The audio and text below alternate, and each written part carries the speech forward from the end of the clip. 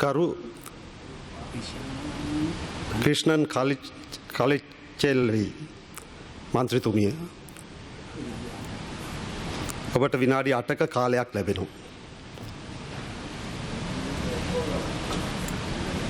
கூட்டத்தை வழிநடத்துகின்ற உறுப்பினர் அவர்களே, நான் முதலாக இந்த பாராளுமன்றத்தில் முதலாவது கன்னியுரை செலுத்துவதற்கு எனக்கு அனுமதி வழங்கிய உறுப்பினர் அவர்களுக்கு நன்றி கூறிக்கொள்வதோடு, விசேடமாக நுவரேலிய மாவட்டத்தை பிரதிநிதித்துவப்படுத்தி நுவரேலிய மாவட்டத்தை மாற்ற முடியாது என்று ஒரு எண்ணத்தோடு இருந்த அரசியல்வாதிகளை தோற்கடித்து தேசிய மக்கள் சக்தியின் மீது நம்பிக்கை வைத்து வாக்களித்து வரலாற்றில் முதலாக நுவரேலிய மாவட்டத்தில் திசைக்காட்டில் 5 உறுப்பினர்களை தேர்ந்தெடுத்து பாராளுமன்றத்துக்கு அனுப்பிய நுவரேலிய மாவட்டத்தில் வாழும் சிங்கள, தமிழ், முஸ்லிம் அனைத்து எனது உறவுகளுக்கும் முதலாக எனது நன்றியை தெரிவிக்க நான் கடமைப்பட்டுள்ளேன். நுவரேலிய දිස්ත්‍රික්කයේ ඉතිහාසය වෙනස් කරමින් කවදාවත් වෙනස් කරන්න බැහැ කියපු නුවරඑළිය දිස්ත්‍රික්කයේ මෙවර ඡන්දෙදී පාර්ලිමේන්තු මැතිවරණයේදී ඉතිහාසය වෙනස් කරමින් මාලිමාවට ඡන්දය ලබා දෙමින් මාලිමාවේ නියෝජිතයන් ජාතික ජනබලවේගයේ නියෝජිතයන් 5 දෙනෙක් මෙවර පාර්ලිමේන්තුවට තෝරාගෙන තියෙන නුවරඑළිය දිස්ත්‍රික්කයේ සිංහල, දෙමළ, මුස්ලිම් ජනතාව, ඒ ජනතාවට විශේෂයෙන්ම මගේ හදපිරි ස්තුතිය පුද කරනවා. அதில் என்னை தேர்ந்தெடுத்தமைக்காக மீண்டும் ஒரு முறை நான் நன்றியை செலுத்துகின்றேன். கௌரவ உறுப்பினர் அவர்களே, நுவரேலிய மாவட்டமானது அதன் பூகோள அமைப்பின் காரணமாக ஒவ்வொரு மழைக்காலங்களிலும் நுவரேலிய மாவட்டமானது பாதிப்புக்குள்ளாகுவது அது இயற்கையான விடயம். நுவரேலிய மாவட்டம் விசேடமாக மலைகள் சூழ உள்ளதன் காரணமாக ஒவ்வொரு மழைக்காலங்களிலும் பலவிதமான அனர்த்தங்களுக்கு உட்படுவது முக்கியமான ஒரு காரணமாகும். சென்ற அடைமழை காரணமாக விசேடமாக நுவரேலிய மாவட்டத்தில் உள்ள தோட்ட மக்களின் வீடுகள், தோட்ட மக்களின் வாழ்க்கை நிலை சீர்குலைந்திருந்தது. அது மாத்திரமல்லாது நுவரேலிய மாவட்டத்தில் உள்ள விவசாய நிலங்கள், விவசாயங்கள், அதேபோல் வாழ்வு நிலை, சகலனதும் வாழ்வு நிலை மிகவும் மோசமான நிலைக்கு உள்ளாகியது. இந்த சகல துறைகளிலும் பாதிக்கப்பட்ட மக்களுக்கு தீர்வினை பெற்றுக் கொடுப்பதற்காக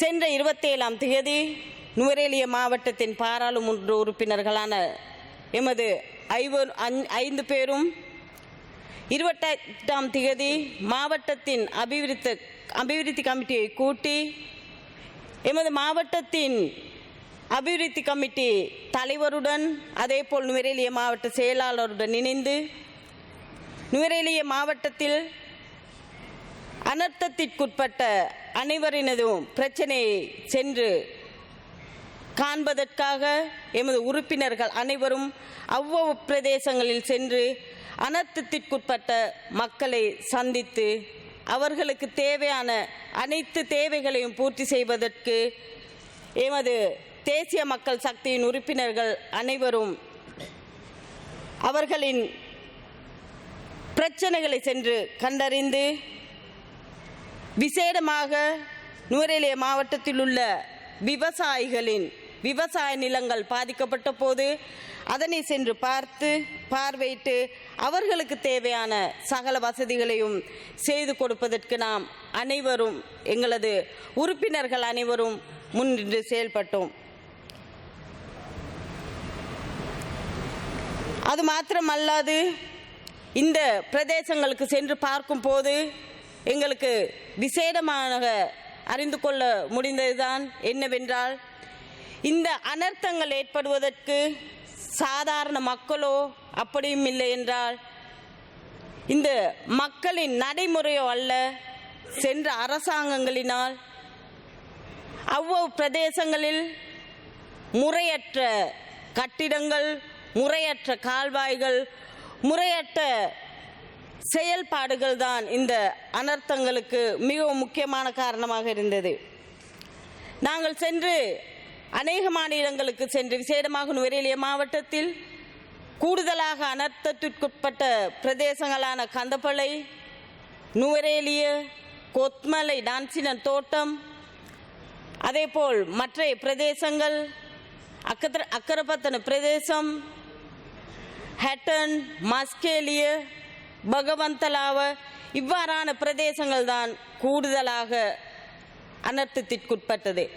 இப்பிரதேசங்களுக்கு சென்று நாங்கள் பார்க்கும் போது விசேடமாக எமக்கு தெரியும், நுவரெலியா மாவட்டத்தில் அதிகமானோர் வாழ்வது தோட்ட மக்கள், மலையக மக்கள். இந்த மக்களின் இந்த அனர்த்தத்திற்குட்பட்ட பிரதேசங்களுக்கு சென்று பார்க்கும் போது விசேடமாக நாங்கள் கூற வேண்டியதுள்ளதுடன் தான், எதிர்கட்சியாளர்கள் என்று சொல்கின்றார்கள், அரசாங்கத்தை சென்று அரசாங்கத்திடம் பார்வையிட்டு அவர்களுக்கு தேவையானதை செய்ய வேண்டும் என்று. நாம் விசேடமாக இந்த சபையில் நான் முன்வைக்கின்றேன், கிட்டத்தட்ட சென்ற அடைமழை காரணமாக அனர்த்தத்திற்குட்பட்ட 1500 கிட்டத்தட்ட 1500 பேர் மக்கள், அதேபோல் 480 உட்பட்ட குடும்பங்கள். இந்த குடும்பங்கள் அனைத்திலும் அனர்த்தத்திற்குட்பட்ட பிரதேசங்களுக்கு சென்று பார்க்கும் போது விசேடமாக நாம் கூற வேண்டும், சென்ற அரசாங்கங்களினால் NBRO ரிப்போர்ட் மூலமாக இந்த பிரதேசங்களில் வீடமைப்பு திட்டத்தை மேற்கொள்ள வேண்டாம் என்று கூறிய ஒரு சில இடங்களில் கூட சென்ற அமைச்சர்கள் அவர்களது தேவைகளுக்காக இந்த பிரதேசங்களில் வீடமைப்பு திட்டங்களை ஏற்படுத்தி, இந்தியாவில் கொடுக்கப்பட்ட வீடமைப்பு திட்டங்களை ஏற்படுத்தியதன் பிரதிபலனாக அந்த வீடுகள் கிட்டத்தட்ட 40-50 குடும்பங்கள் வாழும் லயன் காம்ராக்கள், கிட்டத்தட்ட 500 பேரை கொண்ட லயன் காம்ராக்கள், இவைகள் அடுத்த மழை வரும்போது கட்டாயமாக இந்த லயன்கள் அனர்த்தத்திற்குட்படும், சரிவுகள் ஏற்படும் என்பது NBRO ரிப்போர்ட் மூலமாக தெரியப்படுத்தியிருந்தும் அவ்விடங்களில் சென்ற காலத்து வீடமைப்பு அமைச்சர்கள், சென்ற அரசாங்கத்தின் வீடமைப்பு அமைச்சர்கள் வீடுகளை அமைத்து கொடுத்துள்ளார்கள். அதனால் ஒரு புறம் அப்படி இருக்க, நாம் இன்று சென்று பார்வையிட்டு எங்களது சேவையை தொடங்கும் போது நாங்கள் மிகவும் சந்தோஷம் அடைகின்றோம். மலையக வாழ் தமிழ் மக்கள், தோட்ட மக்களின் நாங்கள் சந்தோஷம் அடைகின்றோம். எமது அரசாங்கத்தினால், சென்ற அரசாங்கங்களினால் இயற்கை அனர்த்தம் ஏற்பட்டு மக்களால் சென்று தனது தேவைகளை பெற்றுக்கொள்ளும் போது எமது ஜனாதிபதி அன்ருகுமார் ரத்சாநாயக் அவர்களின் தலைமையில் இந்த சென்ற அனர்த்தத்தின் போது ஒவ்வொரு உறுப்பினர்களும் தனது பிரதேசங்களில் சென்று மக்களின் தேவைகளை சரியான முறையில் அவர்களுக்கு சென்றடைவதற்கான வழிமுறைகளை எமது உறுப்பினர்கள் அனைவரும் ஒன்றிணைந்து செயல்படுத்ததையிட்டு நாங்கள் சந்தோஷம் அடைவதுடன் எதிர்வரும் காலங்களில் இந்த மக்களின் தேவைகள், வீடுகள் சகலதற்கும் விஞ்ஞான ரீதியிலான தீர்வினை பெற்றுக் கொடுப்பதற்கு எங்களுக்கு இயலும், அதை நாங்கள் கட்டாயம் செய்வோம் என்று கூறிக்கொண்டு விடைபெறுகின்றேன். நன்றி.